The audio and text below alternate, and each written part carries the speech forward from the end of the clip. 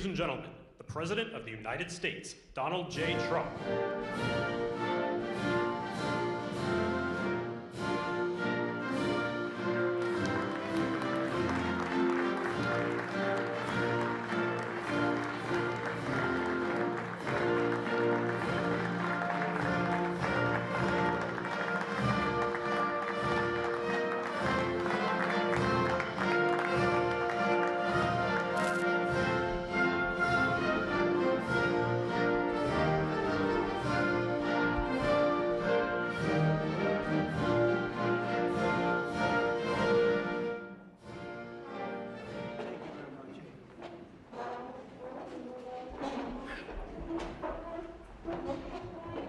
Well, it's a great honor to be with among the biggest companies in the world, by far, I would say. And we're doing tremendous things. Our country is doing very well. You saw the numbers that got released today, yesterday. Deficits cut way, way, way back at levels that nobody's ever seen before, setting records. And the numbers coming into our country are unprecedented, and we're doing really well. We had a situation 3 days ago with Venezuela, and we're getting along extremely well with the people of Venezuela, both the people and the people that are running Venezuela.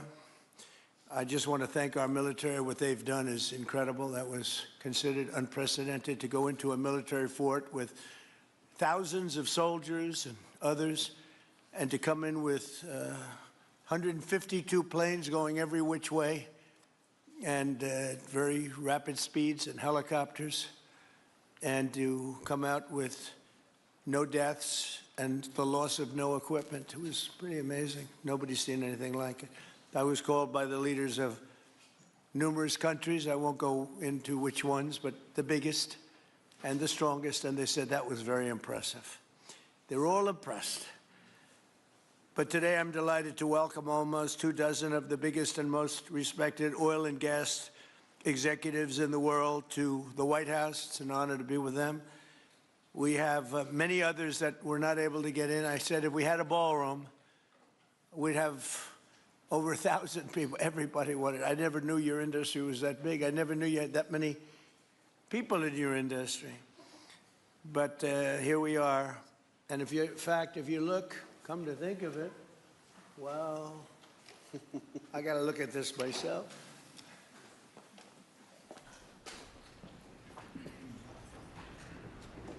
Wow.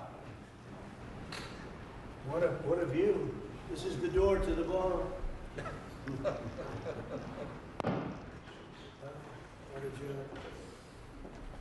Unusual time to look, but I figure we might as well do it. If the fake news would like to go back and take a look, you can, but you'll see a very big foundation that's moving. We're ahead of schedule in the ballroom and under budget. It's going to be, I don't think there'll be anything like it in the world, actually. I think it'll be the best. We went from, this is, as you know, our biggest room, which would seat 100 for dinner, maybe, if you're lucky, if you're nice and tight. And the ballroom will seat many. And it'll also take care of the inauguration with bulletproof glass, drone-proof ceilings, and everything else, unfortunately, that today you need. So we're going to discuss how these great American companies can help rapidly rebuild Venezuela's dilapidated oil industry and bring millions of barrels of oil production to benefit the United States, the people of Venezuela, and the entire world. And yesterday, the number is 30 million barrels. I can't even, is that a correct number? 30 million barrels. You hear that, Peter? Of oil was given to us by Venezuela. That's a lot of oil. It's about $4 billion worth, and it's on its way to the United States right now. And we want to thank Venezuela for that. And we're working very well with them, obviously, or they wouldn't have been so generous. But they respect us again. They didn't respect us at all before. So that's money that goes to the United States. Some will go to Venezuela, and some will go to the oil companies, but not that, because that's already been extracted. So when you're not getting any of that, but when you start extracting, you'll get. But it's tremendous reserves, among the biggest in the world. Some people say it is the biggest in the world. And we're going to be working with Venezuela. We're going to be making the decision as to which oil companies are going to go in, that we're going to allow to go in. Going to cut a deal with the companies. We'll probably do that today or very shortly thereafter with Chris and Doug. And we're dealing with the country, so we're empowered to make that deal. And you'll have total safety, total security. One of the reasons you couldn't go in is you had no guarantees, you had no security, but now you have total security. It's a whole different Venezuela, and Venezuela is going to be very successful. And the people of the United States are going to be big beneficiaries because we're going to be extracting, numbers of, in terms of oil, like, few people have ever seen, actually. So you're dealing with us directly. You're not dealing with Venezuela at all. We don't want you to deal with Venezuela.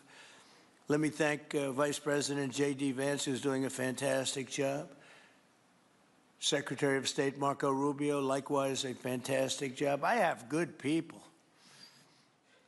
I like them better than my first group. But we had a great, despite that, we had a great first term. We had some great people there too, by the way.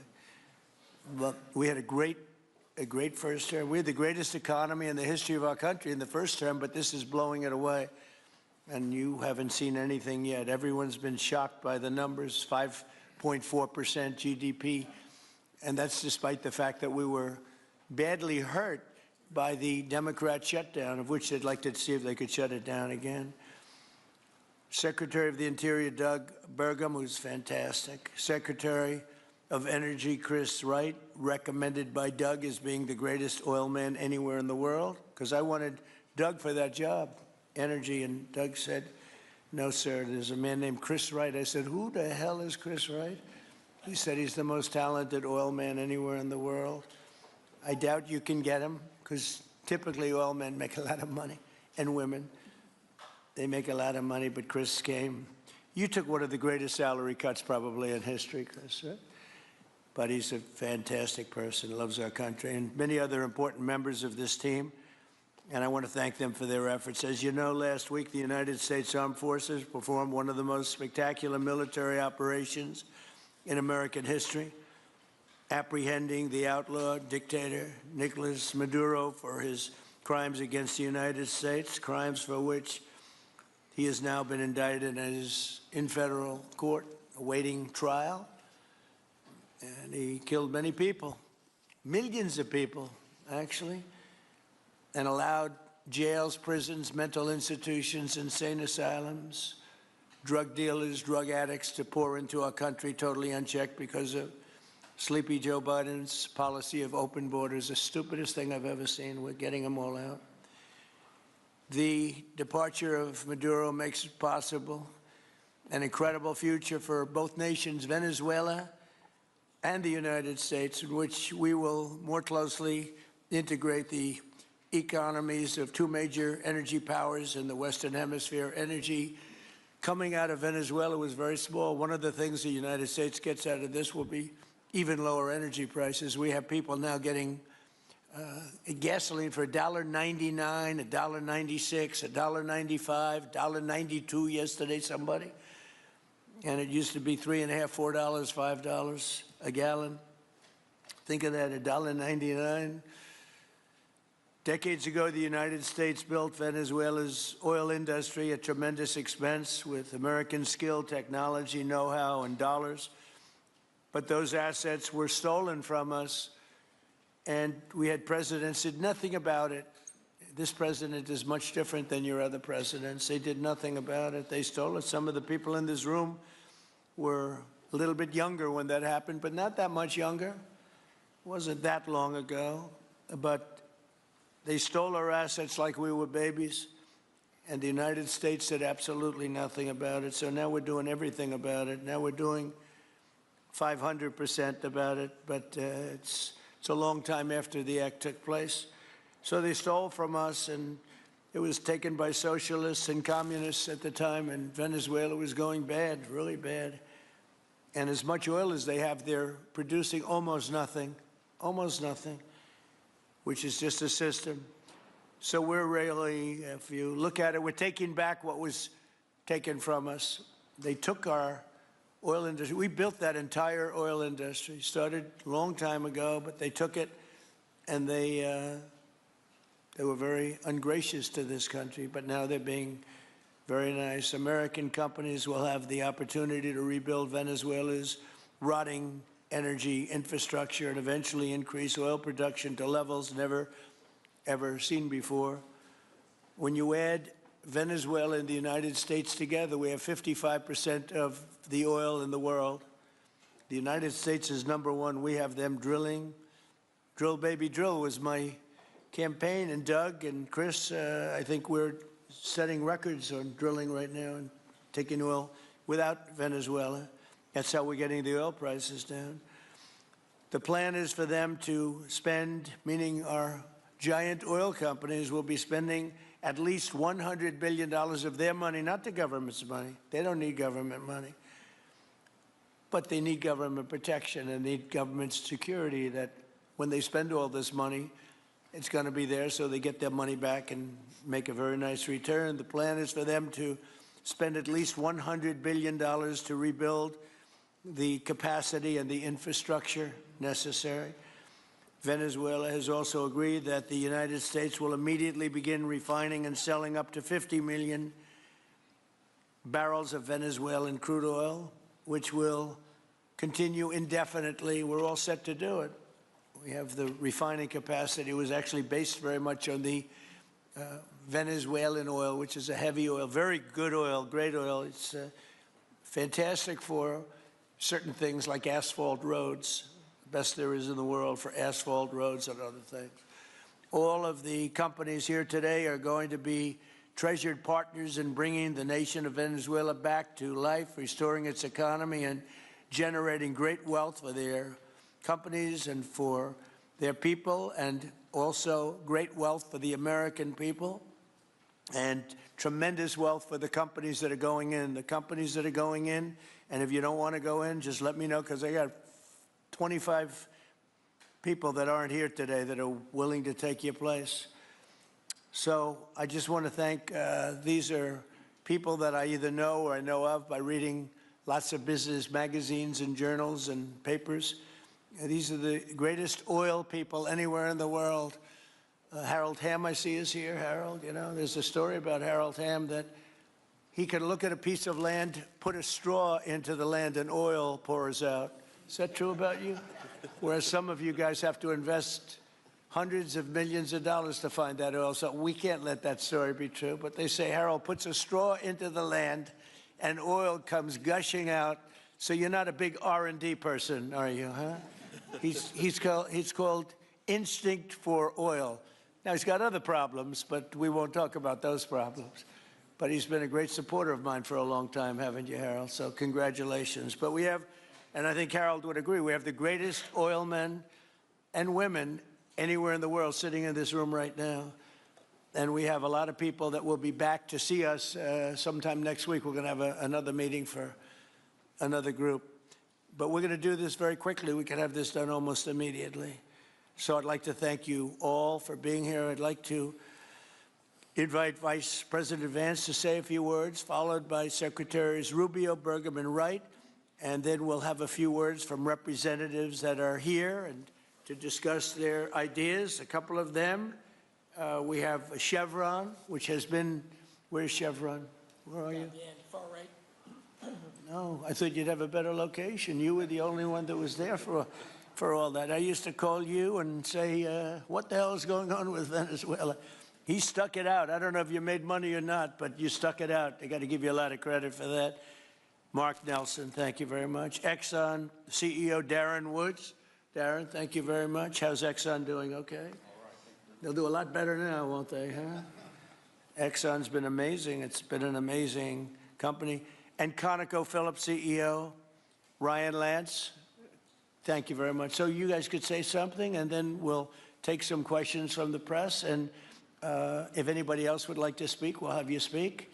We have all the time in the world. This is a big subject. This is massive wealth, and more importantly than massive wealth, it leads to lower taxes and a lot of jobs for Americans and for Venezuelans, but for Americans in this case. And I just, again, appreciate you all being here. And I'd like to ask JD to say a few words, please. Thank you. Thank you, Mr. President, and thanks to everybody for being here. You know, as a Marine Corps veteran for my entire lifetime, presidents, and let's be honest, they were Democrats and Republicans, would send the American military to far-off places. They would get us involved in these endless quagmires. They would lose hundreds or thousands of American lives, and the American people would get nothing out of these misadventures. And now you have an American president who's empowered the American military to stop the flow of drugs into our country and to ensure that we, as opposed to our adversaries, control one of the great energy reserves that exist anywhere in the entire world. And he did it without losing a single American life in the process. It was an amazing operation. It's going to make our country richer. It's going to make our country more powerful. It's going to make our country safer. And it's going to lead to the decline, the further decline of drug overdose deaths in the United States of America. An amazing thing, and I'm happy to be here to talk about how we can make it an even bigger and better operation for the American people. Thank you, sir. Thank you very much. Marco? Thank you, Mr. President. And I think this is a reminder that everything this president does, everything President Trump does, is with the American people in mind. It was not in the national interest or national security of the United States and of our people to have in our own hemisphere a country, not just with vast energy reserves, but controlled by an indicted narco-trafficker who flooded our country with illegal immigration, including drug gang members, openly cooperated with drug gangs, and by the way, stole the wealth of that country to fund a repressive regime and also benefit adversaries such as Iran. All of that is now changing. As part of this process, the first phase, of course, is the phase we're in now, which is the stabilization phase. We did not want to see destabilization in the country. We're working very cooperatively with the interim authorities there to provide a market for the sale of the wealth of Venezuela in such a way that benefits the people, both of the United States, but also the people of Venezuela. And as a reminder to everyone, the President announced this just 2 days ago, every penny, everything they buy with the money that they're making from the oil now, Mr. President, will be bought from America. And that includes everything from equipment for the oil industry to food to medicine and everything in between.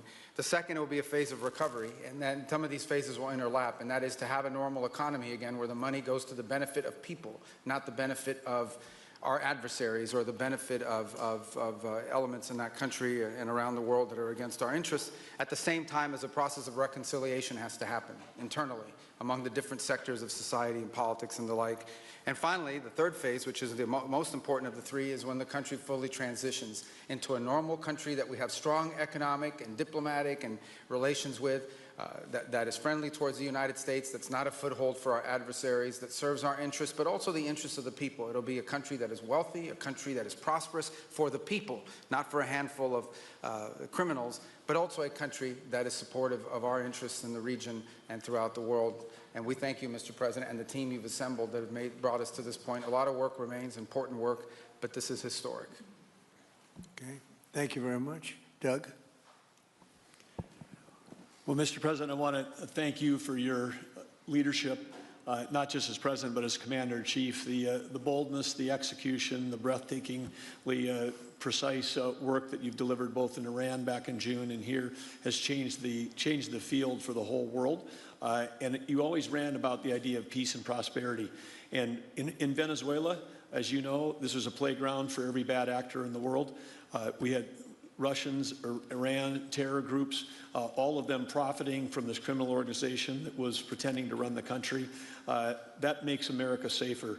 You've secured the border, we're stopping the flow of drugs, and now with the normalization of relationships on an economic basis, it's going to mean tremendously for the prosperity of the American people.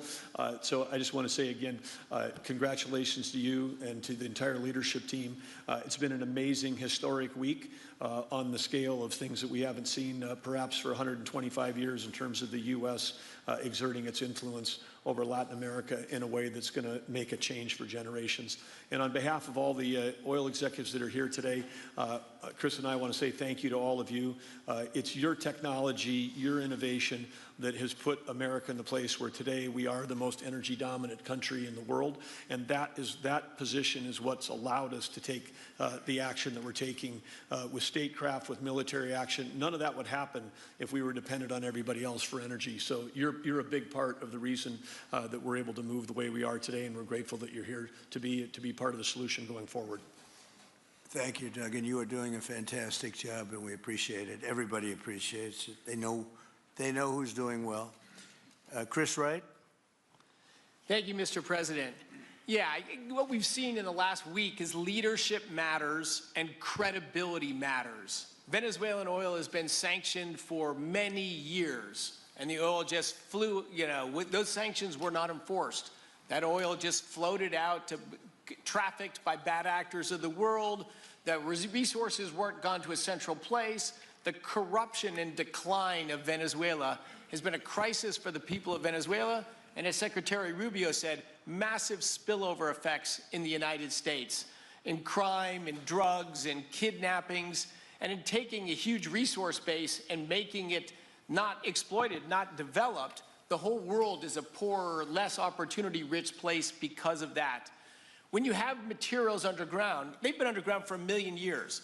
That does not make them a resource. That does not make them valuable for your country, your people, or the world. They only become a resource with technology, with capital, with rule of law, and a system of governance that encourages the harvesting of those resources to make the better world. And we see here the dramatic contrast between the United States, which may have less oil underground than Venezuela. We have 20 times the production of Venezuela, 20 times the impact of human betterment, massively better quality of living here in the United States. That was at risk under the last administration. We've seen a lot of attacks on the energy that makes the world go round. President Trump's election has removed those risks, has embraced reality about how the world is energized, and we are at record production of oil in the United States, record production in natural gas in the United States. We've seen a meaningful decline in gasoline prices, diesel prices, travel prices because of jet fuel. And now President Trump is taking the genius of a different way to try to solve a 25-year festering problem in Venezuela, that all the traditional things have not worked. But ordering both a tremendous military operation to remove the heads of a criminal organization masquerading as a government, and then to use the power of our military, not to fire bullets, but to stop the flow of Venezuelan oil to the world, immediately gave us leverage over the interim authorities in Venezuela and has allowed us to be in this position today where the actions of this government can massively improve Venezuela for the better, and the bigger impact is to massively improve the quality of life, affordability, safety, and security of the United States.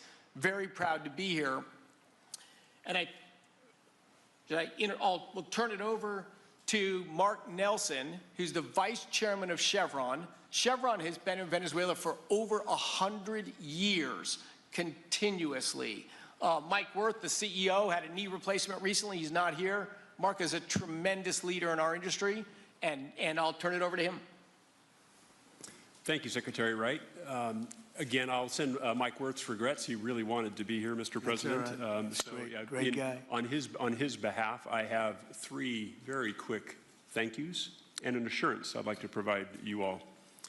The first thank you, Mr. President, is to you. It's thank you for convening this gathering. It's thank you for your leadership, and thank you for continuing to keep American energy domination in the forefront. So thank you for that. Thank you very much. The second thank you actually is to the cabinet. So Secretary Rubio, Secretary Burgum, Secretary Wright, your ability and commitment to continue to engage with the parties around the table to keep the world working is greatly appreciated. So thank you for that. And the final thank you actually would go to our Venezuelan employees of Chevron. They have been working tirelessly to operate safely, protect the environment in country, and their dedication and skill will help us in this next chapter. And finally, I'll close with the assurance. For more than a century, Chevron has been a part of Venezuela's past. We are certainly committed to its present, and we very much look forward as a proud American company to help it build a better future. And so, Mr. President, thank you for your leadership. You really suffered there. You stuck it out. A lot of people left. A lot of big companies left. Many of the people sitting at this table left because of the safety risk and other risks. But you stuck it out. I give you credit for that. Sometimes it was hard. I remember 6 months ago I told you to stay, just stay. Things are going to happen. You'll be very happy. I didn't know they were going to happen this fast or this conclusively. One thing I think everyone has to know is that if we didn't do this, China or Russia would have done it. And if China or Russia were a next-door neighbor, because essentially this is not around the other parts of the world so far away where you fly in an airplane for 24 hours before you get there. This is sort of a next-door neighbor, if you think about it. And I told China and I told Russia, we get along with you very well. We like you very much. We don't want you there. Not going to be there. And if we didn't do this, China would have been there and Russia would have been there. Maybe they both would have been there together, but they're not going to be there now. One thing I will tell them, and I will tell you, that we are open for business. China can buy all the oil they want from us there or in the United States.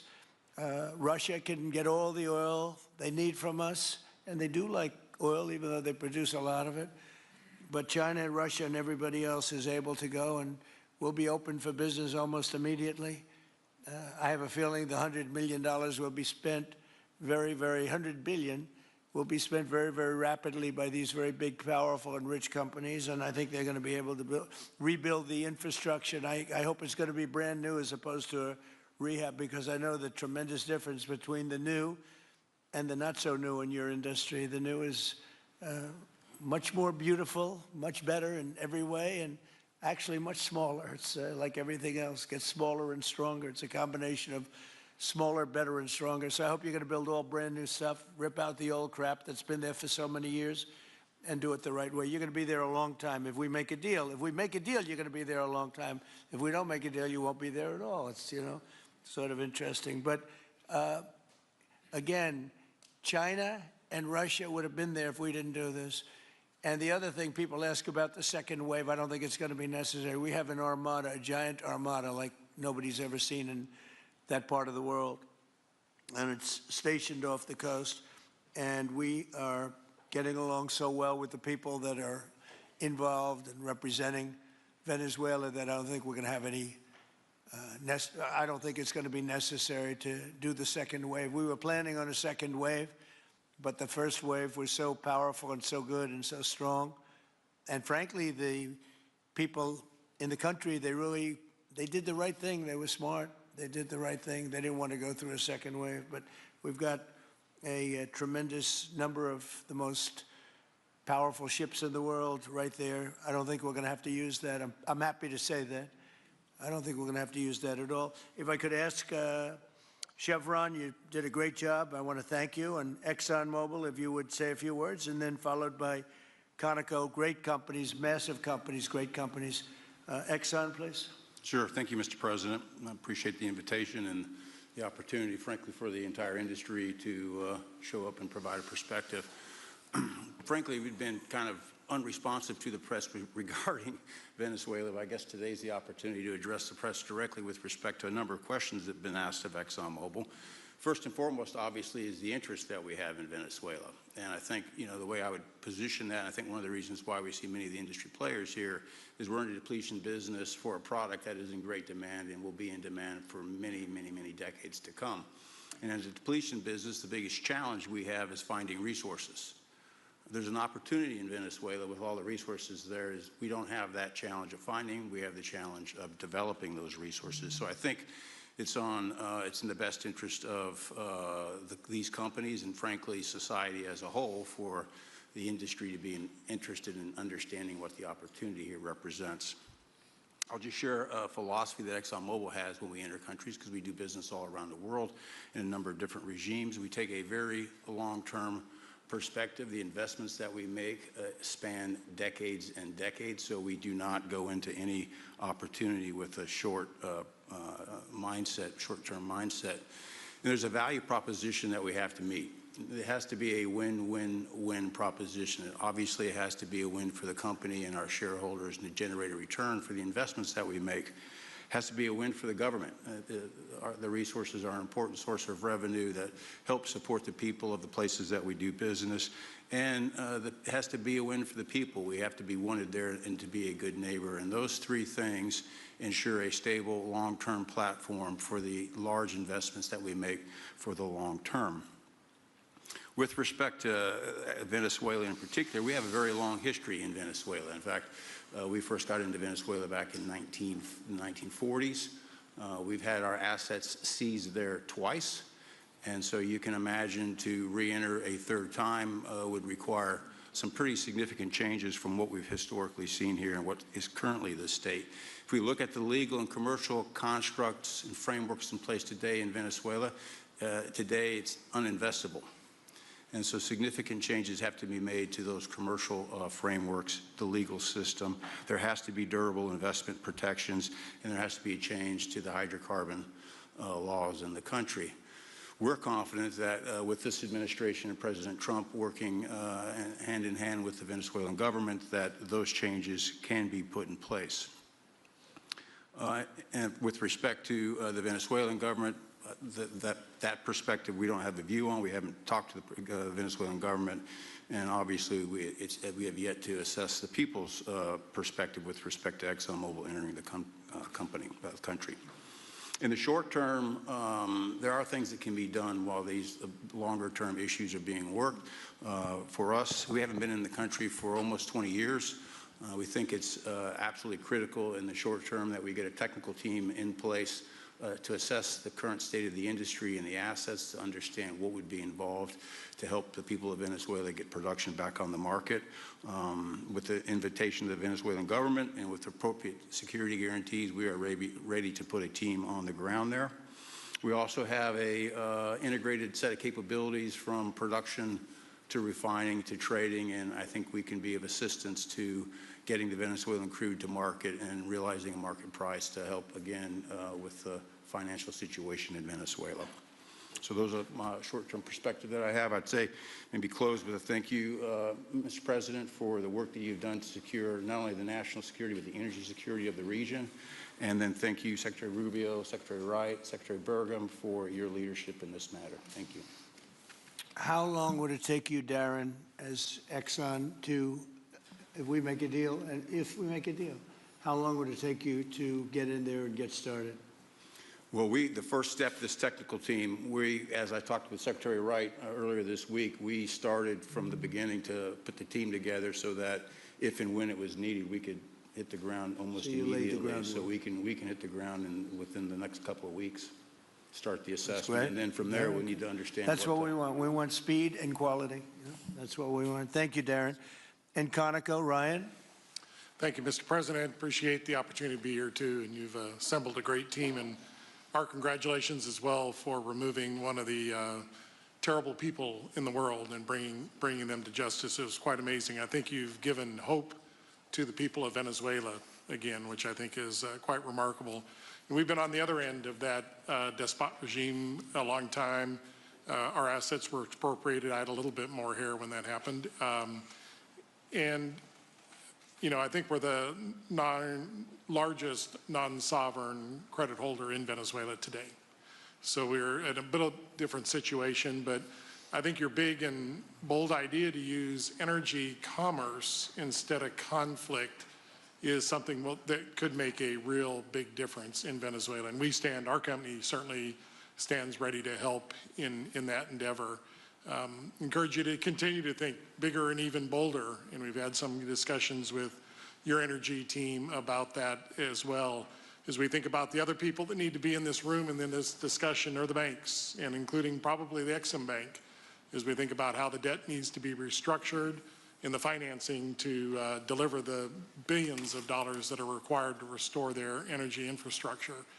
And I think as we think that big and bold, we need to be also thinking about even restructuring the entire Venezuelan energy system, including PDVSA.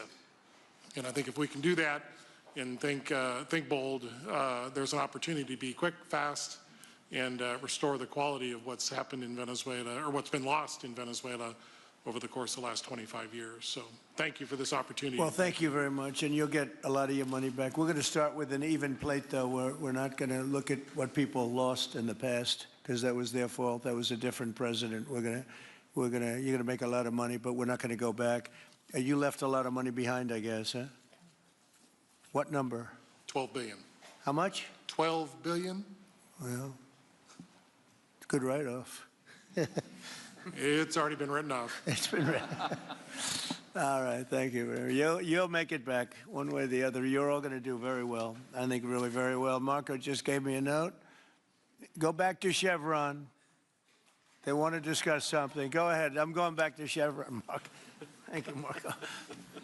Go ahead. Was there a question, Mr. President? Yes, go ahead, Marco. What are you saying here? Mark, if you can update us on operations in the ground and with the appropriate approvals, what you might be able to achieve in the next 12 to 18 months, give us a little view from the ground. You bet, you bet. So today, Chevron has 3,000 employees in 4 different joint ventures in Venezuela today. And over the past 5 to 7 years, they've taken production from about 40,000 barrels a day to 240,000 barrels a day, essentially getting those facilities and that equipment up to standards that would be something that people in the room would be more accustomed to. Given the work we've done with Secretary Wright and Secretary Burgum and even Secretary Bessent, I think we have a path forward here very shortly to be able to increase our liftings from those joint ventures 100%, essentially effective immediately. We are also able to increase our production within our own disciplined investment schemes by about 50% just in the next 18 to 24 months. And that's just leveraging what's on the ground. So to Secretary Rubio's comments about phase 1, this is taking the momentum of improvements we've already made there locally and building on those and creating more momentum for the people of Venezuela. Do you think you have an advantage being there? You've been there by the skin of your teeth. It's been tough for you to be there. But do you think you have an advantage over the other people in this room by the fact that you are there? Yeah, I think there are, Mr. President, I think there would be days where it didn't feel like an advantage, and there are days where it does feel like an advantage. But having people on the ground today that care desperately about the people of Venezuela and know how to operate the assets that are there, is a definite advantage today. Would you say the best locations are available, or would you say the best locations are already sort of worked, even though they're in very bad shape? The best locations for finding oil, the best locations for oil. There are more opportunities than not, Mr. President. With 300 billion barrels of reserves and resources in country, there are lots of opportunities for many companies. Will you be building new, or will you be using the old infrastructure that you have? Yeah, today it's a little bit of a mix, but today it's mostly us taking the equipment of today, getting it to the standards that we are accustomed to your comments about making it how it should be today. Most of the investments that we've been making are about getting it up to our standards.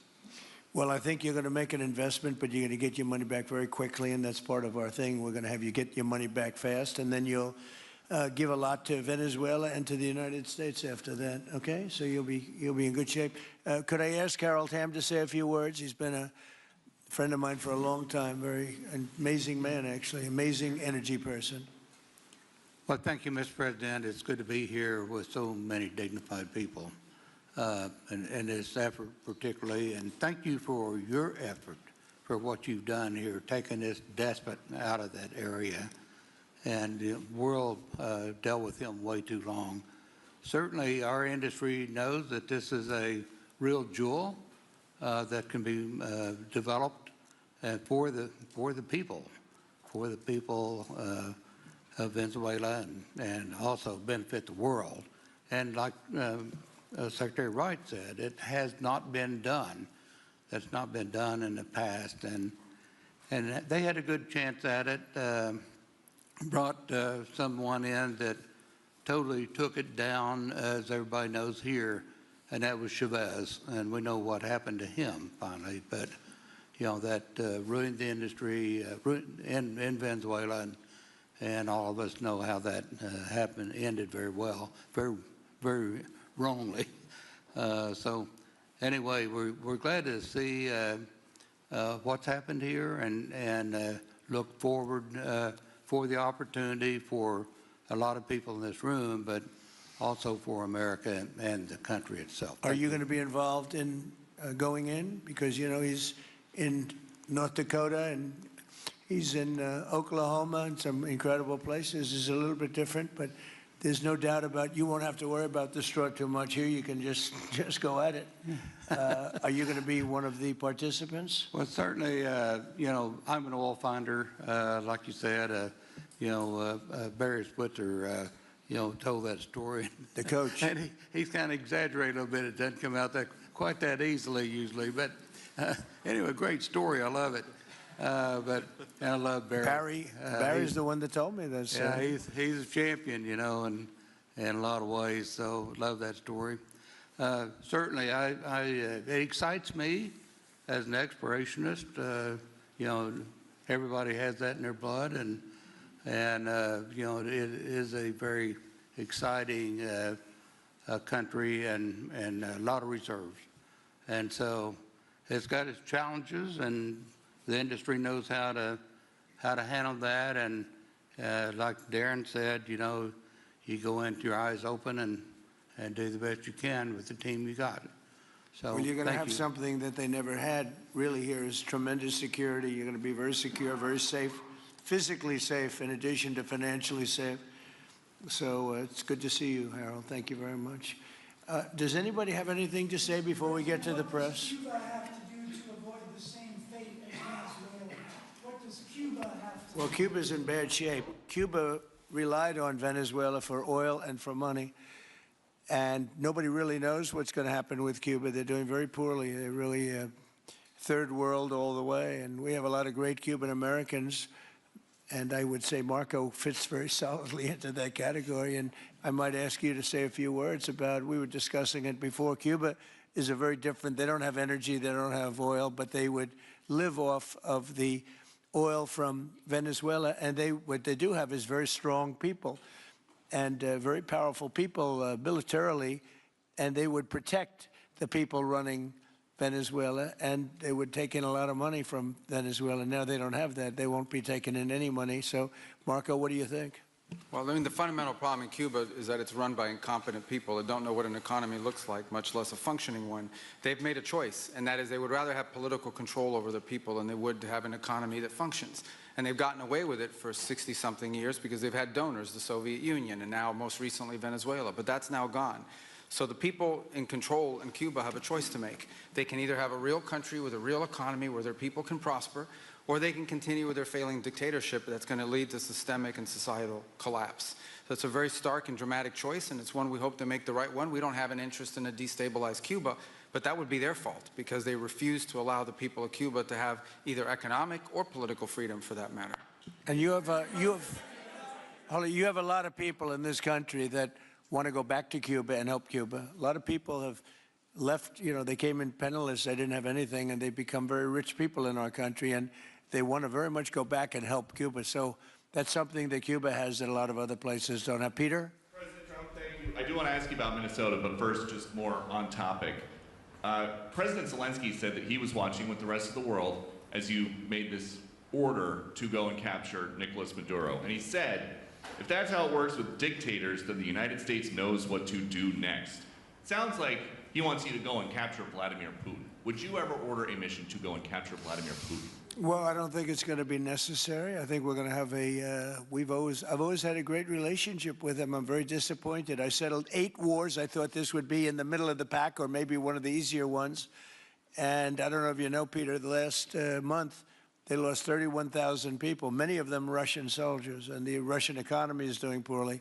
I think we're going to end up getting it settled. I wish we could have done it quicker because a lot of people are dying, and mostly soldiers. You know, they get hit in Kiev and they get hit a little bit here and there, and people are dying there too. But largely, it's the soldier population. When you have 30,000, 31,000 soldiers dying in a period of a month, 27,000 the month before, 26,000 the month before that.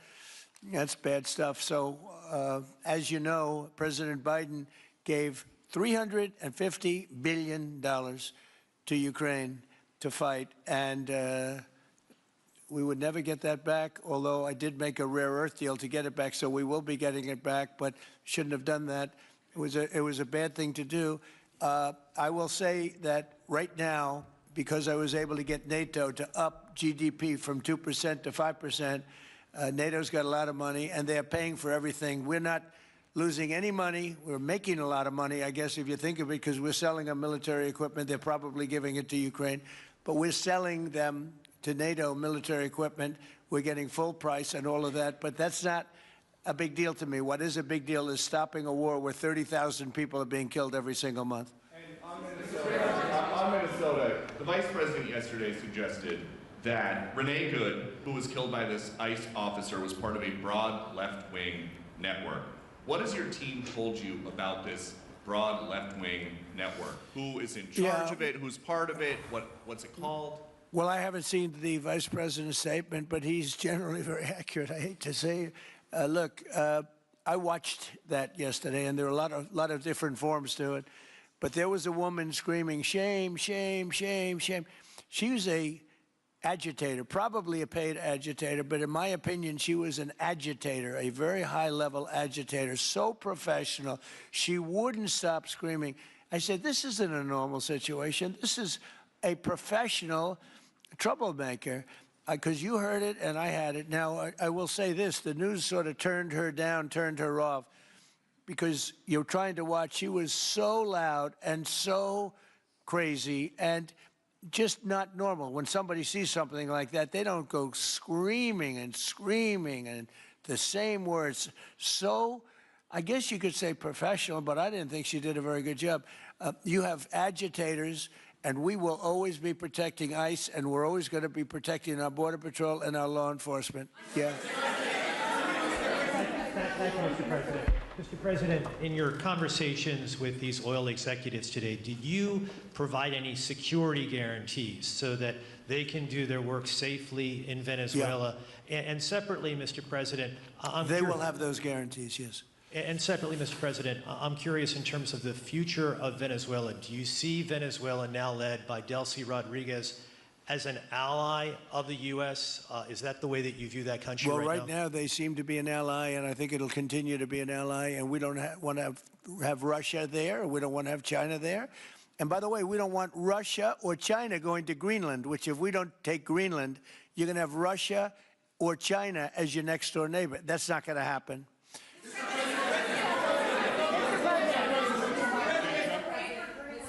The white... Mr. President, thank you. You just said that these companies would have security guarantees if they go in on the ground in Venezuela. They will have. And what is your plan there actually for these companies and those Americans who are going to be on the ground working for these companies? Well, there are going to be Americans. I assume they're going to be using a lot of Americans, but they're going to be using a lot of people from Venezuela and other places, I would imagine. But I would think that mostly they'll be using Venezuelan workers. They have a lot of great workers. They have a very high unemployment rate, and they have workers that are very familiar with taking oil out of the ground. Yeah. How long do you think the Ayatollah will be in power after what we've seen play out on the ground there? When is the U.S. going to get involved now that reports of protesters being killed on the ground? So Iran's in big trouble. It looks to me that the people are taking over certain cities that nobody thought were really possible just a few weeks ago. We're watching the situation very carefully. I've made the statement very strongly that if they start killing people like they have in the past, we will get involved. We'll be hitting them very hard where it hurts. And that doesn't mean boots on the ground, but it means hitting them very, very hard where it hurts. So we don't want that to happen. There have been cases like this where President Obama totally backed down. But this is something pretty incredible that's happening in Iran. It's an amazing thing to watch. They've done a bad job. They've treated their people very badly, and now they're being paid back. So let's see what happens. We're watching it. We're watching it very closely. Go ahead, please. Yes, go ahead. Thank you so much, Mr. President. Do you have any comments in reaction to the recent attacks by the Syrian government alignment groups against U.S.-backed Kurdish forces in Aleppo, Syria, which killed dozens of civilians and displacing many families? Does your administration bring peace between the Kurds and the Syrian government? I want to see peace, yes, I do. The Kurds and the Syrian government, we get along with both, as you know very well. They have been natural enemies over the years, but we get along both, and we want to see Syria succeed. And so far, I think they are succeeding, but this is just breaking out, and we want to see that stopped. Go ahead, please. You're meeting with the President of Colombia, Gustavo Petro, in a few weeks. Do you hope this meeting with Gustavo Petro marks a new chapter, a new beginning in the benefit of the Yes, you U.S. and said Colombia what country? relations? What country? Colombia, with the President of Colombia, Gustavo Yes, Petro, I you're had a meeting. very good talk with him yesterday, and he's been very hostile to us and to the nation and to me, called me a dictator and lots of other things, called Biden some terrible names, far worse than he called me. But he called yesterday through people, and he wants to meet, and that's fine with me. I've made up with people also, you know. So we're going to have a meeting with him. We had a very good conversation. The people of Colombia are incredible people. Marco would know that better than anybody because he's married to a woman from Colombia. And I don't mean Columbia University. That would be, I'm not sure. I think I like Colombia, the country, better, if you want to know the truth. The people are...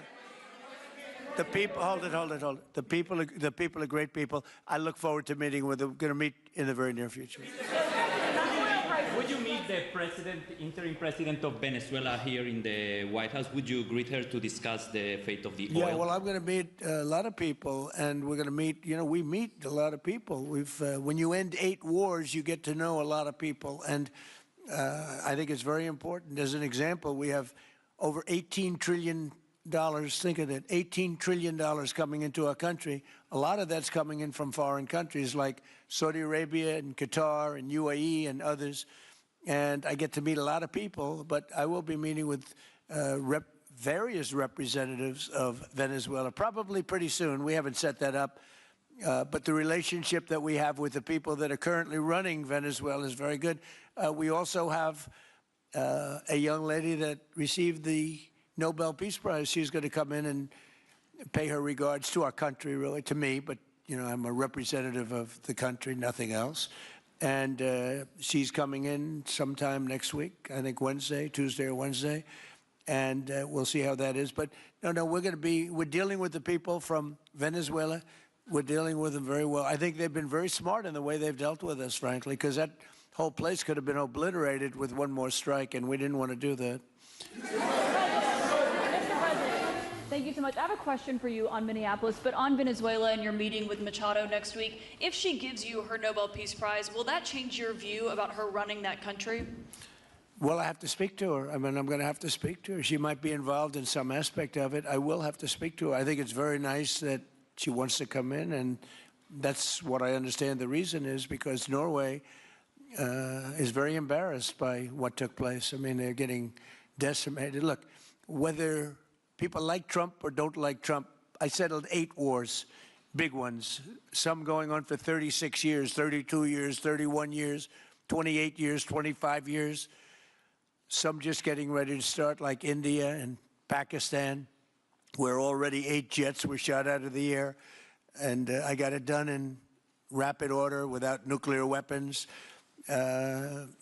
I can't think of anybody in history that should get the Nobel Prize more than me, and I don't want to be bragging, but nobody else settled wars. Obama got the Nobel Prize. He had no idea why. He still has no idea. He walks around, he says, I got the Nobel Prize. Why did he get a Nobel Prize? He got it almost immediately upon attaining office, and he didn't do anything, and he was a bad president. So, I mean, you should get the Nobel Prize for every war you stopped. These were major wars. These were wars that nobody thought could be stopped. President Putin called me, and he said about 2 of the wars that he's been trying to stop them for 10 years. He wasn't able to do it. He couldn't believe it. So in theory, you should get the Nobel Prize for every war you stopped. Every one of them was major. But I don't care about that. What I care about is saving lives. I've saved tens of millions of lives. You know, the Prime Minister of Pakistan came here, and he made a very public statement. He said that President Trump saved minimum 10 million lives having to do with Pakistan and India, and that was going to be raging. So, you know, but I'm honored that she's coming here. I look forward to meeting her, yes. And on Minneapolis, Go ahead. On Minneapolis, Mr. I have a follow-up for you. The state officials there have said that the FBI is not sharing evidence with them. Typically, they would conduct a joint investigation, as you know. Do you believe that the FBI should be sharing evidence with state officials in Minnesota? Well, normally I would, but they're crooked officials. I mean, Minneapolis and Minnesota, what a beautiful place, but it's being destroyed. It's got an incompetent governor, fool. I mean, he's a stupid person. And it looks like the number could be $19 billion stolen from a lot of people, but largely people from Somalia. They buy their vote. They vote in a group. They buy their vote. They sell more Mercedes-Benzes in that area than almost. Can you imagine? You come over with no money, and then shortly thereafter you're driving a Mercedes-Benz. The whole thing is ridiculous. So they're very corrupt people. It's a very corrupt state. I feel that I won Minnesota. I think I won it all 3 times. Nobody's won it since Richard Nixon won it many, many years ago. I won it all 3 times, in my opinion. And it's a corrupt state, a corrupt voting state. And the Republicans ought to get smart and demand on voter ID. They ought to demand maybe same-day voting and all of the other things that you have to have a safe election. But I won Minnesota 3 times, and I didn't get credit for it. I did so well in that state every time. The people were crying every time after. That's a crooked state. California is a crooked state. Many crooked states. We have a very, very dishonest voting system. The last time I won, 24, the one that just took place, I won because it was too big to rig. You couldn't rig it. It was too big. But I won the state of Minnesota. It's a corrupt voting system with an incompetent governor, a very incompetent governor. And by the way, he's a very corrupt governor, too. Go ahead. I have a question on Iran, but first, very quickly on Venezuela. How do you provide total security guarantees to these companies without putting U.S. boots on the ground? Well, we're going to work with the Venezuelan leaders and people, and we're going to have a very safe group. And they're going to also bring over some security with them. You know, these are not babies. These are people that drill oil in some pretty rough places. I could say a couple of those places make Venezuela look like a picnic. These people around the table, these are tough people. They go into areas that you wouldn't want to go. They go into areas that if they invited me, I'd say, no thanks, I'll see you back in Palm Beach. No, this is a tough group of people. They know how to do it. But we are, in addition to that, we'll have very good security for them. We're going to make sure there's very, very good security. And I think the people of Venezuela are going to give you very good security. You know, the people... Now, I'm not talking even leadership. The people of Venezuela are going wild over this. They named a street after President Trump. What do? You attack a country and they name a street? That's never happened before. Although I heard that's also taking place in Iran. They named a street. The protesters. I just hope, you know, just God bless them. I just hope the protesters in Iran are going to be safe, because that's a very dangerous place right now. And again, I tell the Iranian leaders, you better not start shooting, because we'll start shooting too. With your glasses, sir, go ahead, please. Hold it. Next to you. Yes, glasses. The gentleman with the glasses. All right, thank you, Mr. President. With those very big glasses, actually. Yeah, Ferrari, actually. Mr. President, I have 2 questions. What do you want the European Union to do in Ukraine? The European leaders seem pretty divided on Ukraine. And then if you can reiterate this straight message that you have to the Iranian leader, to Khomeini, the message that you have. You're talking about Iran? Iran, yeah. What the do first I want one is on Iran Europe. to do? I'm sorry? Where are you from? Italy. Oh, nice place. Yeah. Okay. The first question So is what on are you Europe. asking about Iran for? Well, if you can answer about Europe and what you think the Europeans should do on Ukraine, and then a message. Well, look, Europe has been doing so much for Ukraine, but it hasn't been enough. And obviously that I would say that President Putin is not afraid of Europe. He's afraid of the United States of America, as led by me. There's no fear of Europe. You know, Europe's fallen behind. And Europe, and J.D. said it very strongly, I don't know, he took a lot of heat, but I didn't give him any heat. Europe is a different place. Europe is changing. Europe has got to get its act together. I love Europe. I guess I came from Europe, essentially. My roots are in Europe, but Europe is a different place. They have to get their act together. Now they have a great NATO leader, and they've gone up to 5% from 2% GDP. That's a big step. But they have to be very careful with their immigration policy, and they have to be very, because, you know, I will just say, to be nice, that there are certain places in Europe that are very important that are no longer recognizable. I'm being very nice. I'm being very diplomatic when I say that. They are not recognizable.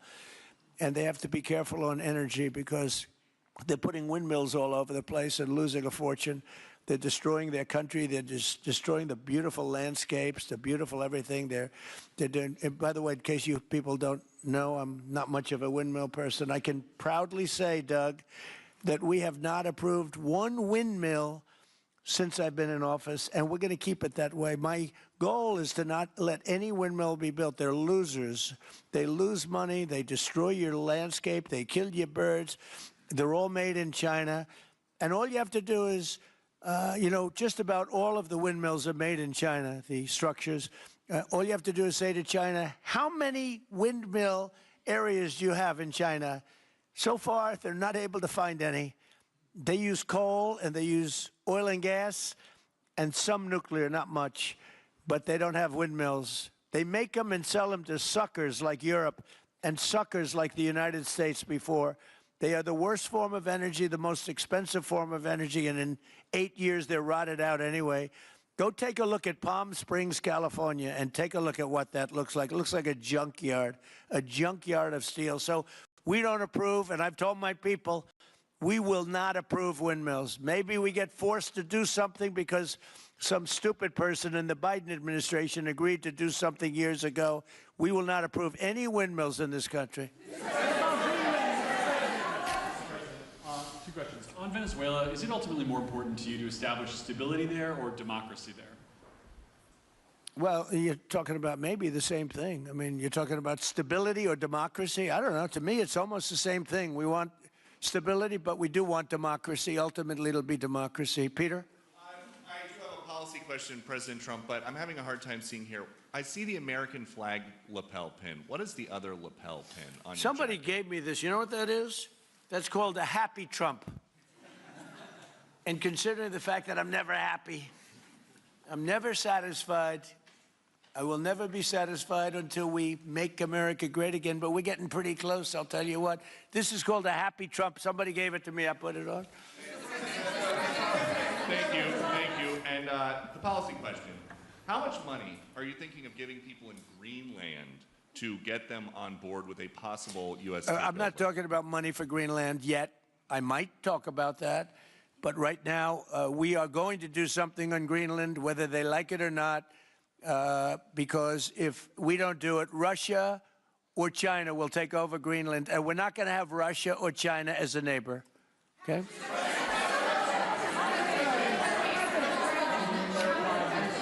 I would like to make a deal, you know, the easy way, but if we don't do it the easy way, we're going to do it the hard way.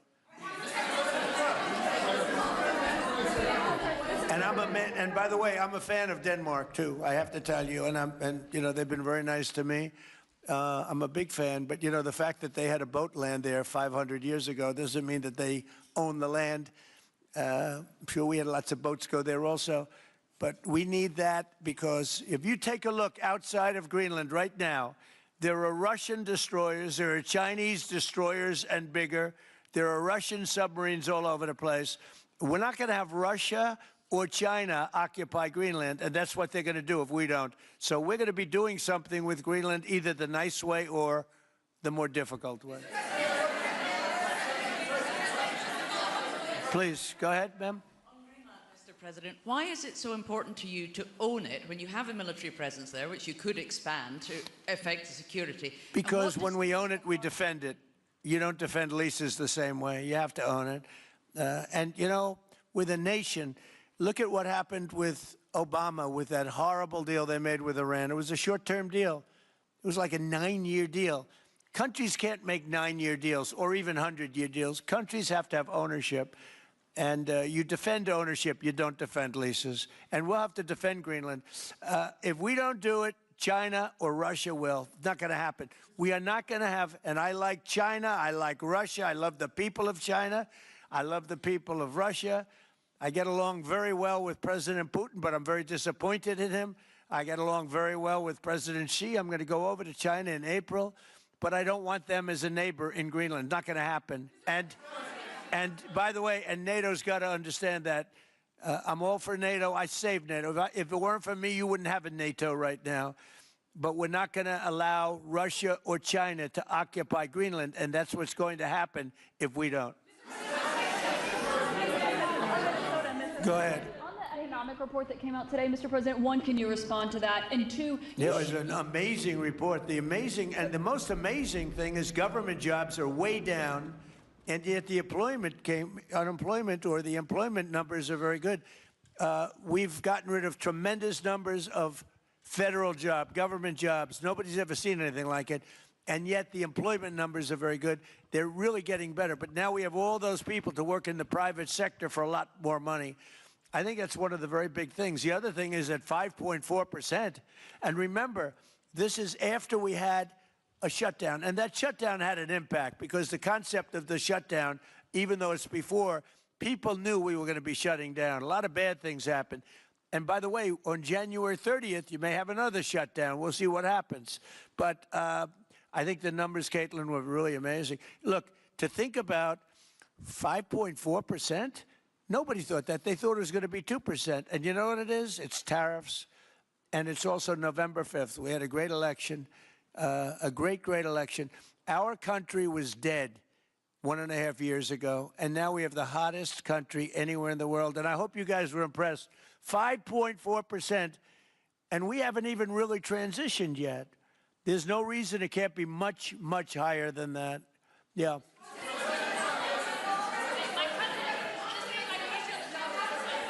first off, can you respond to the manufacturing Let's number? give CNN a chance. You know, they've been fighting so hard to get back into the mainstream. Mr. President, you posted some numbers actually on Truth Social last night. People saying you posted the job data early when you're not supposed to obviously share it till the next morning.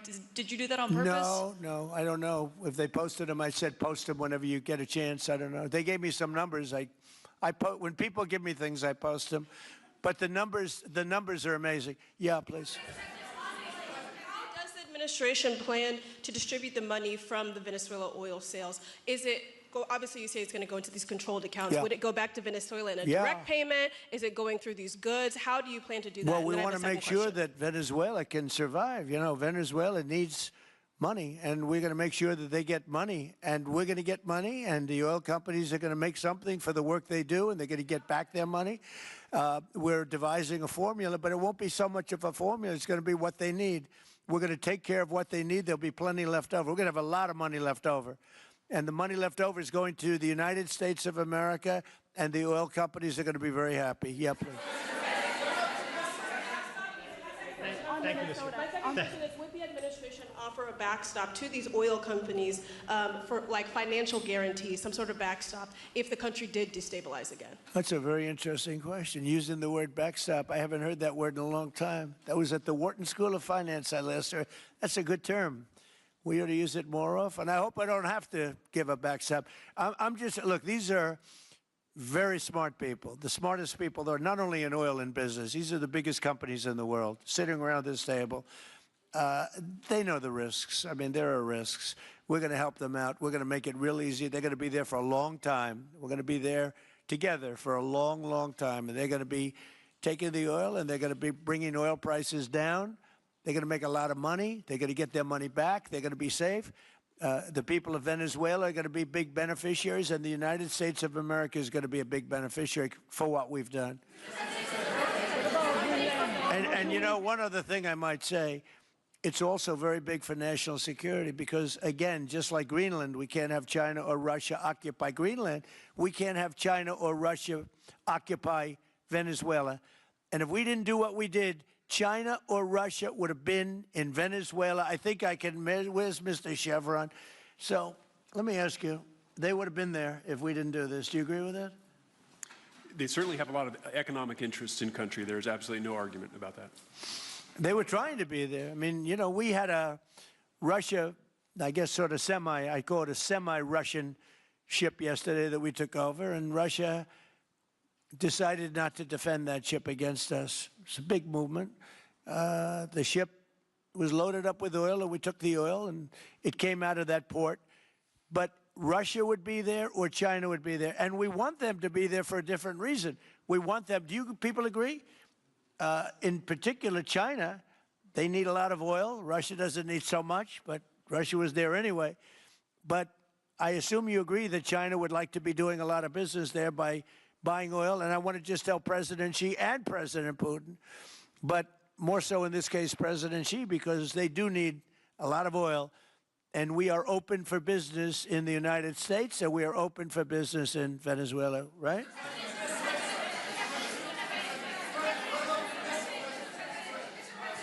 Go ahead, sure. Mr. President, You know, what is your I could take questions from these people all day long. You know, they're sitting here, and generally, they're very rich, very powerful, but nobody gives a damn about them. It's a sad thing. You have all that money, all that power, and look at all these crazy questions. We could do this all day long, and they wouldn't be satisfied. I have a question on today's meeting, Mr. We'll President. take a few more, I have though. a question on today's meeting, Mr. Do President. you have, let me ask you, more importantly, do you have any questions from the biggest? Yes, sure. Hold it. Do you have any questions for the biggest people on earth, the biggest business people, the biggest companies anywhere on earth? Do you have any questions for these people? No, do you have a question for them? Yes, but have Go you ahead, heard go from ahead, ask any of them. the companies in the room that they are committed to rebuilding the oil infrastructure in Venezuela? And for the executives in the room, what do you need from the administration in order to invest? That's a good question. Do you want to go and answer that question? Yeah, Exxon, small company. I'll refer you back to the statements I made before. There are a number of legal and commercial frameworks that would have to be established to even understand what kind of returns that we'd get on the investments. So I think all the investments and the opportunity sets, I think everyone sitting around this table would have the opportunity and the know-how and the capability to make the investments. The questions will ultimately be, how durable are the protections from a financial standpoint? What do the returns look like? What are the commercial arrangements, the legal frameworks? All those things have to be put in place in order to make a decision to understand what your return would be over the next several decades that these $1 billion investments would be made on. You know, could I do this? Because we have, again, the biggest people on the planet Earth around this table, biggest companies in the world. I'd like to just ask them to introduce themselves. We'll start from this end and go around to here. And if you have anything to quickly say, we can do that. But you want to just start right over here? These two guys, we'll leave them out because they're with us. Please. Thank you, President Trump. John Addison at Vitol. We're here to ensure that you are going to be able to move all of this oil all around the world at the best price possible so that the influence that you have over the Venezuelans will ensure that you get what you want. Thank you. Thank you. Good point. Thank you, Mr. President. Ryan Sheffield of Formentera. My grandfather, Hugh Sheffield, was president of ARCO, Venezuela. Right. Thank you for what you did. Do you like what we're doing? There's a lot of shale there, a lot of upside. He would be very happy looking down. He'd be very proud of you right now, right? Yes, sir. Good. Thank you. Mr. President, Luis Rodriguez. I'm probably the only Venezuelan American sitting on around this table. I want to personally thank you for the courage of your actions over the last couple of weeks. I think I speak, and I speak of Venezuela in general in saying there's optimism. You've brought optimism to the table, and if the conditions are met, the opportunity is absolutely immense. I agree with that. That's true. Thank you. Well said, too. It's immense. This is a tremendous opportunity. Thank you. Richard Holton from Trafigura. We're working with your administration, Mr. President, to bring that Venezuelan oil to the United States. Our first vessel should load in the next week. Great. Good job. Thank you. I think the reason that most of us are here and thinking about the future is because we trust you initially to set this program up that will work and guarantee that this can be done. And there's a huge investment that needs to be done. We've all agreed on that. And certainly we need time to see that through. So thank you for what you've done. Thank you very much. Thank you. Mr. President, I'm Lane Riggs, CEO of Valero Energy, and we're one of those companies that refineries in the U.S. are uniquely configured to run Venezuelan oil, and we're more than happy as this opportunity expands for us to further invest in our refineries to produce more of it. And you're very much set up for the heavy oil, right? Yes, sir. That's great. That's great. We're ready for it. Thank you, Mr. President. Thank you for having us here. Thank you. And thank you for opening the door to a better Venezuela. We are a Spanish company, but we are fully committed to invest here in the States. We have invested over the last 15 years $21 billion in the American oil and gas industry, in Pennsylvania, in the Gulf of America, in Texas, and in Alaska with the discovery of Pikka that is going to have the first oil this quarter and is going to change, is going to reverse the declining history of that great state of Alaska. We are in Venezuela, Mr. President, with our partners of Eni. We produce the gas that guarantees the stability of a half of the grid power in Venezuela. So we are committed with this stability, and on top of that, we are on the ground. We have people, we have facilities, we have technical capabilities, and I take your point, Mr. President. We are ready to invest more in Venezuela. Today, we are producing 45,000 barrels a day gross of oil, and we are ready to multiply by 3 this figure in coming 2-3 years, investing hard in the country, following your recommendation, if you allow us, of course, and in the framework, commercial and legal framework that could allow this growth. So thank you, Mr. President. Thank you. Great job you've done. Thank you. Mr. President, thank you for having me. Matt Sheehy, I'm with Tallgrass Energy. We are an infrastructure business, so whether it's oil, gas, CO2, we move that around. So most of my customers are sitting around the table, and happy to lend our expertise to what's going on in Venezuela to support the people. And obviously infrastructure is going to be critical to see it repaired. Thank you. Thank you. Mr. President, thank you. An honor to be here. Marianne Mannon, Marathon Petroleum. We are one of the largest U.S. refiners. On behalf of the men and women of Marathon Petroleum and of our industry, thank you and the administration for what you're doing for U.S. energy independence. We have the ability and the capability of our assets to process Venezuelan crude, and the people of Marathon Petroleum stand ready to do so. Do we need more refineries in our country? In the U.S., probably Yes. not. We have sufficient capacity. That's amazing. A lot of it was approved during my first term. We were getting you approvals that nobody could have gotten in Louisiana and other places, and they got built. Before that, it was a disaster. We didn't have the refineries. Now we do because of the first term. Please. Darren Woods, ExxonMobil. Okay, we'll go over here. Thank you, Mr. President. Jeff Hildebrand, founder and chairman of Hillcorp Energy, one of the largest private energy companies in America. Who's bigger, you or Harold? We're close. Huh? We're close. Harold. Absolutely, Mr. Ham. But thank you for your great, tremendous leadership in protecting the interests in the Western Hemisphere. The message that you have sent to China and our enemies to stay out of our backyard is absolutely fantastic. So thank you. Thank you very much. And finally, Hillcorp is fully committed and ready to go to rebuilding the infrastructure in Venezuela. You'll go there? You'll be going? Yes. Good. That's good. You'll be very happy. Thank you very much. Thank you, Mr. President. Jeff Miller, CEO Halliburton Company. We are the largest American oilfield services company. We're the second largest in the world. Been in business over 100 years. Started operations in Venezuela in 1938. Long time in Venezuela. I personally lived there for 4 years and raised my kids there. So quite familiar with Venezuela, and just couldn't express gratitude more so for the opportunity to return to Venezuela under the stability that I know that this team and your team are able to deliver. And so When did you leave? Huh? When did you leave Venezuela? As a company, we left under the sanctions in 2019. So we had intended to stay, and then when the sanctions went into place, we were required to leave. But very much interested in returning. Have 600 Venezuelans with Halliburton today, all around the world. Look forward to putting them back to work. Great job. Great Thank job. you. You'll be back. Please. Mr. President, I'm Alex Cranberg. My company, Aspect Energy, is one of the leading American international wildcatters. We've found significant fields in Central Are and you a South. wildcatter? I'm a wildcatter. That's pretty cool, I'll tell you. I would have been a wildcatter, too, if I was and you've been successfully wildcattering.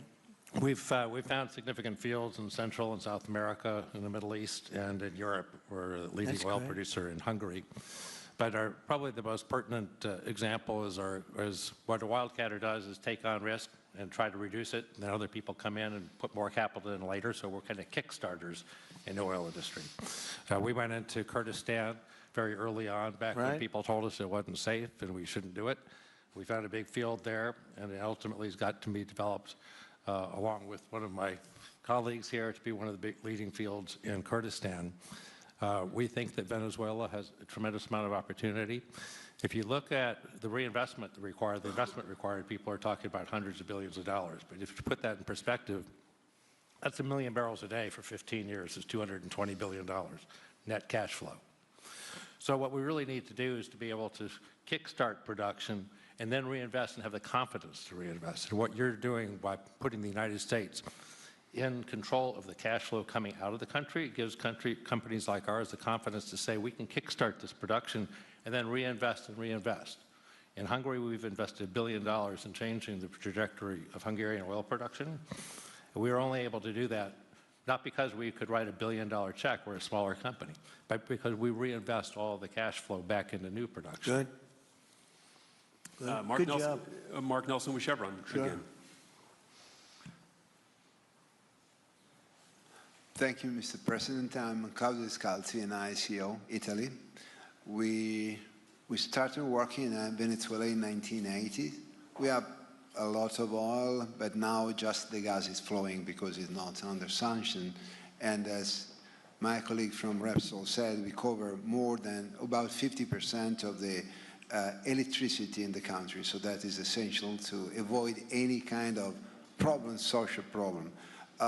We own about 4 billion barrels of reserves, so a huge amount in the Orinoco Belt and in central Venezuela. We have now in the country 500 people, most Venezuelan, and we are ready to invest. Clearly, we are ready to invest. We thank you for the big efforts and the efficiency of your action, and we are here. And we are here to work together with the U.S. We are also a big investor in the U.S. So I know that.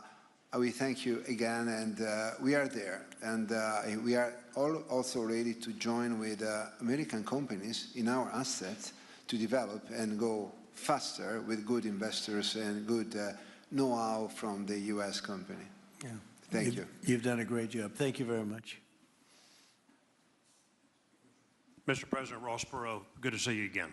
I'm chairman of Hillwood and HKN Energy, been in the energy business 45 years, and we have been working with your team quite a bit. We have been in Kurdistan now for 19 years, along with Alex, and built a very good business. But now with your team, we're looking in Syria, we're now in Libya, and so we are very excited to look at Venezuela with you and your group, and look forward to continuing to build this great industry. Thank you very much. Thank you.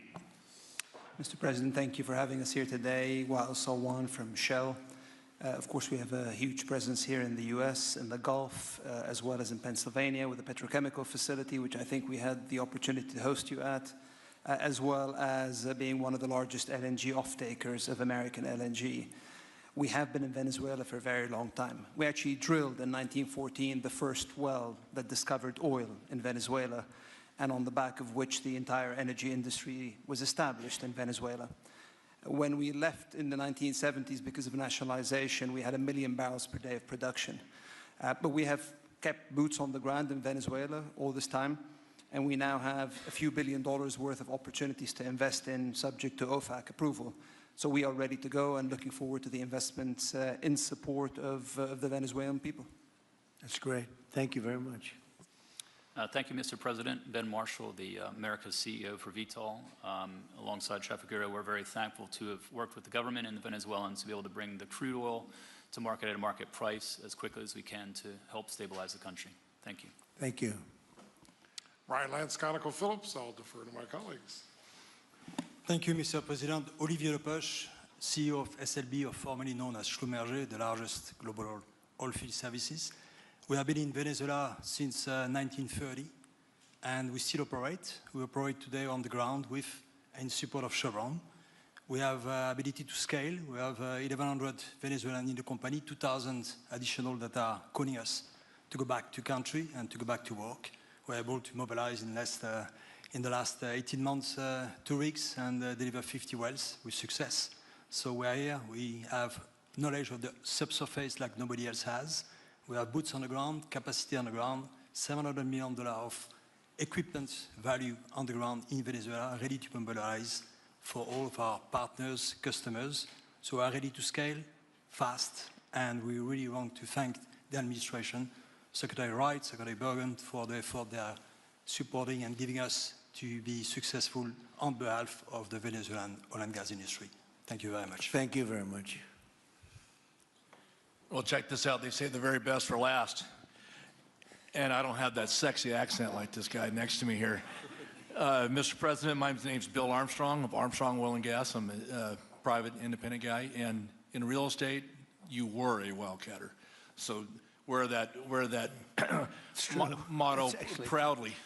But like you, I was my own guy. I don't have shareholders. I don't have private equity partners, but I've been drilling all over the place. In fact, I had the largest discovery in Alaska, biggest discovery in 50 years in our country. I now control 8 million acres adjacent to Venezuela, so I'm already heavily invested in the area.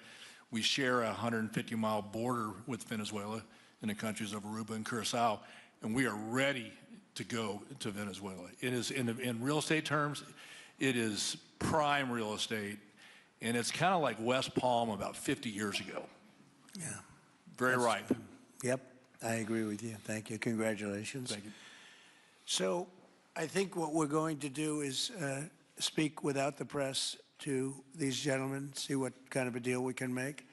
We're going to get them involved. I'm going to ask Doug and Chris and some of the people that we have from the business standpoint representing our country to start talking about the confines of a deal. I have an idea what I want, what I think we should have. We have to get them to invest, and then we have to get their money back as quickly as we can, and then we can divvy it all up between Venezuela, the United States, and them.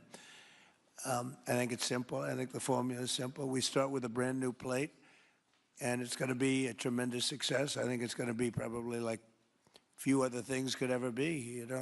There's so much. Venezuela's been really taken advantage of by a lot of people because they drill very little. I mean, as much as you hear they drill very, very little, very small percentage. But now that'll change, and it'll change very rapidly because these are the biggest people, and it'll change very rapidly. So if you don't mind, I'll ask the press to leave, and we will see what kind of a deal we're going to make with these geniuses, and I think you're going to come out very good. Thank you all very much. Thank you. Thank you. Thank you, Mr. President. Thank you.